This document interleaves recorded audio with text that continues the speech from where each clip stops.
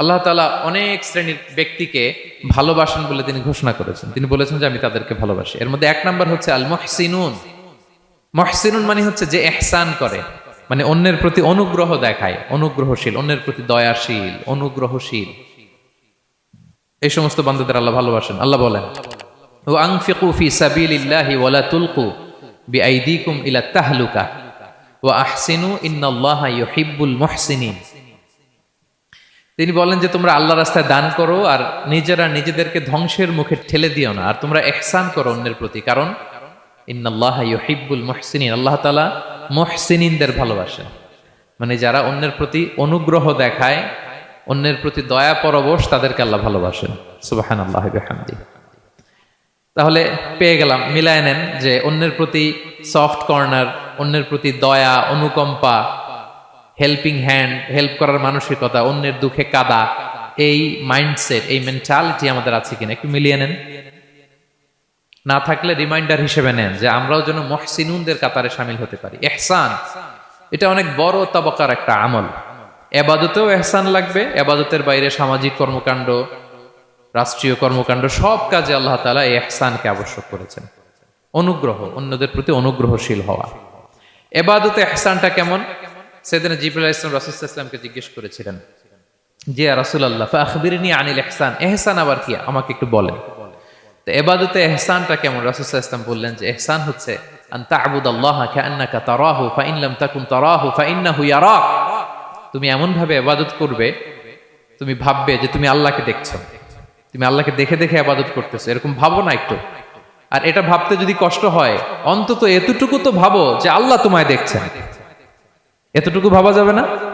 আমরা যখন নামাজ পড়ি, আমাদের প্রত্যেকটা সালাতের মুহূর্তে আমাদের এটা ভাবতে হবে যে আল্লাহ তাআলা কিন্তু আমাকে দেখছেন। এই যে আমি ফিস করে সুবহানা রাব্বিয়াল আলা পড়ি, সুবহানা রাব্বিয়াল আযীম পড়ি, আমি তাসবিহ পড়ি, আমার রুকু সেজদা সবকিছু আমার আল্লাহ দেখছেন। এই সেন্স, এই অনুভূতি যদি আপনার মধ্যে থাকে, এটাই হচ্ছে ইবাদতের ইহসান। আর ইবাদত ছাড়া আমাদের দৈনন্দিন কাজ, পারিবারিক কাজ, সামাজিক কাজ, এই সমস্ত কাজেও কিন্তু আল্লাহ তাআলা ইহসানকে আবশ্যক করেছেন। প্রিয় ভাই এবং বোনেরা, অন্যের প্রতি অনুগ্রহ করাটাকে তিনি কি করেছেন? আবশ্যক করেছেন। একটা ছোট্ট হাদিস শুনি। হাদিসে রাসূল সাল্লাল্লাহু আলাইহি ওয়াসাল্লাম ইরশাদ করছেন যে ইন্নাল্লাহা তাবারাকা ওয়া তাআলা কাতাবাল ইহসানা আলা কুল্লি শাই। আল্লাহ তাআলা সবকিছুর উপর ইহসানকে আবশ্যক করেছেন, সবকিছুর উপর। মুমিনের সব কাজে ইহসান থাকতে হবে, অন্যের প্রতি অনুগ্রহের পরশ থাকতে হবে। এবার মজার একটা পার্ট আসছে হাদিসে, খেয়াল করে শুনি। রাসূল সাল্লাল্লাহু আলাইহি ওয়াসাল্লাম বলেন ফাইদা ক্বাতালতুম ফাআহসিনুল কিতলা। আল্লাহ তাআলা সব জায়গায় ইহসানকে আবশ্যক করেছেন। এমন কি ফাইদা ক্বাতালতুম, যখন তোমরা কতল করবে কাউকে, ফাআহসিনুল কিতলা, ইহসানের সাথে কতল করো। সুবহানাল্লাহ বললেন না? প্রসঙ্গটা কি? হত্যার প্রসঙ্গটা। রাষ্ট্রীয় কাজে হয়তো ডেথ পেনাল্টি, তার মৃত্যুদণ্ড দিতে হবে। রাসূল সাল্লাল্লাহু আলাইহি ওয়াসাল্লাম বলেন ফাইদা ক্বাতালতুম ফাআহসিনুল কিতলা, মৃত্যুদণ্ড দিবা কিন্তু ইহসানের সাথে দিও। আপনি চাইলেই তার কান কেটে ফেলতে পারবেন না, তাকে শ্বাসরুদ্ধ করতে পারবেন না, পেট্রোল দিয়ে তার দেহ জ্বালিয়ে দিতে পারবেন না, চাইলেই এই দেহটারে আপনি নষ্ট করতে পারবেন না। রাষ্ট্রীয় কাজে বিচারে সাব্যস্ত হয়েছে তার এখন ডেথ পেনাল্টি, মৃত্যুদণ্ড কার্যকর করবেন, ঠিক আছে, কিন্তু সেখানে ইহসানের সাথে। ফাইদা ক্বাতালতুম ফাআহসিনুল কিতলা, মৃত্যুদণ্ড কার্যকর করার সময় ইহসানের সাথে করো।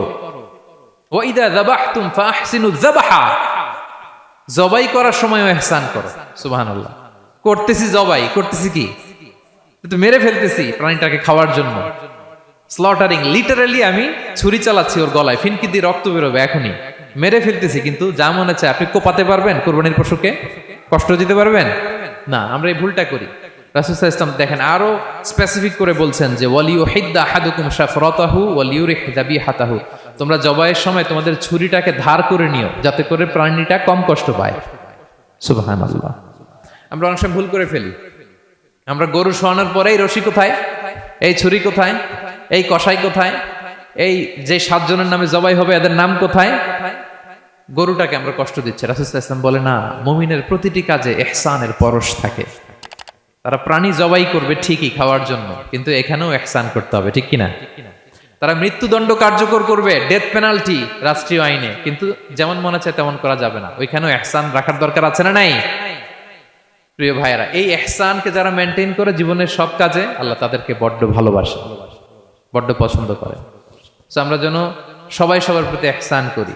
স্বামী স্ত্রীর প্রতি ইহসান করুন, স্ত্রী স্বামীর প্রতি ইহসান করুন, বাবা সন্তানের প্রতি, সন্তান বাবার প্রতি, পরিবারের সকল সদস্যদের প্রতি ইহসান করুন, কর্মচারীদের প্রতি ইহসান করুন, সহকর্মীদের প্রতি ইহসান করুন। মুমিন জীবনের প্রতিটি কাজে ইহসানের পরশ থাকবে, কারণ ইন্নাল্লাহা ইউহিব্বুল মুহসিনিন। আল্লাহ তাআলা মুহসিনদের, যারা অন্যদের প্রতি অনুগ্রহ দেখায়, তাদেরকে বড্ড ভালোবাসেন।